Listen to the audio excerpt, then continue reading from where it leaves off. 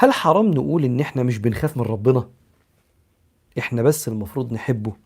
لان بتوع علوم الطاقة دايما بيقولوا ان علاقة الانسان مع ربنا قائمة على الحب والسلام وليس الخوف. مش بس تخصص معين. ناس كتير مننا بتقول انا ما بحبش اخش على ربنا من باب الخوف، احب اخش على ربنا من باب الحب. وهو الحقيقة الكلام ده مش دقيق. ليه؟ لان اللي بيحب بيخاف.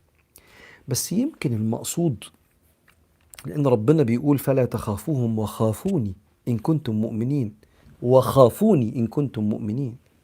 إنما يخشى الله من عباده العلماء. مش يعني ربنا بيخاف من العلماء، العلماء بيخافوا من ربنا، يخشوا ربنا. وفي فلا تخشوهم واخشوني برضو. ففي لا تخافوهم وخافوني، وفي لا تخشوهم واخشوني وخافوني إن كنتم مؤمنين. ايه اللي حصل في الموضوع ده؟ اللي حصل ان كان في خطاب بيتعرض ليه البني ادم، ان ربنا بيحب يعذب الناس، وان النار هتحرقك، ولما تنزل القبر رحمة ربنا هتضيق عليك مش هتوسع، وانك انت تحس ان ربنا مترصد، اللي المصريين بيسموه بيتلكك. والعلماء علمونا كده ان ده وهم، ان ربنا متربص لعذابك. فربنا قال عكسها، قال ما يفعل الله بعذابكم ان شكرتم وامنتم.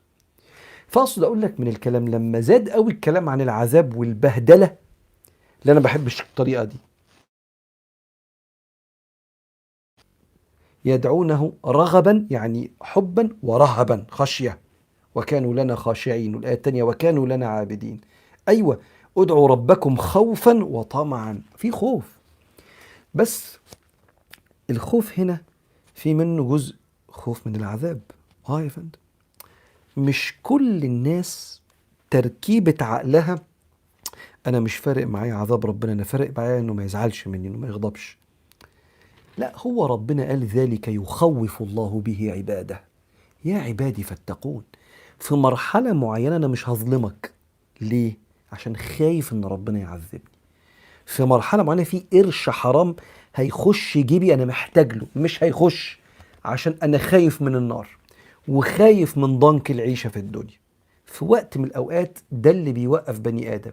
وأوقات كتير زي صاحب أو صاحبة السؤال، لأ، خش على ربنا من باب الحب، وإنه يبقى راضي عني ويفرح بيا والنبي يفرح بيا. الكلام ده جميل قوي وخليك كده، بس وزنه إن في وقت من الأوقات بيحتاج الإنسان أن يخشى. زي ما أنت بتخاف على زعل بني آدم، أنت مش خايف من بطشه، أنت خايف على زعله. لكن في حق الله لأ، لأ، أنا في وقت من الأوقات لأ، أنا أخشى إني أظلم بني آدم فيبطش بيا، وما أقفش عند حدي فربنا يوقفني عند حدي في وقت من الأوقات. وأنا مش كبير على الغلط ده، ومش كبير على الأذى والظلم. وفي أوقات كتير أنا بحب ربنا ونفسي إنه يرضى عني وأخاف إن أزعله. فيبقى هنا يعني دي أحوال بيتقلب فيها الإنسان. الله أعلم.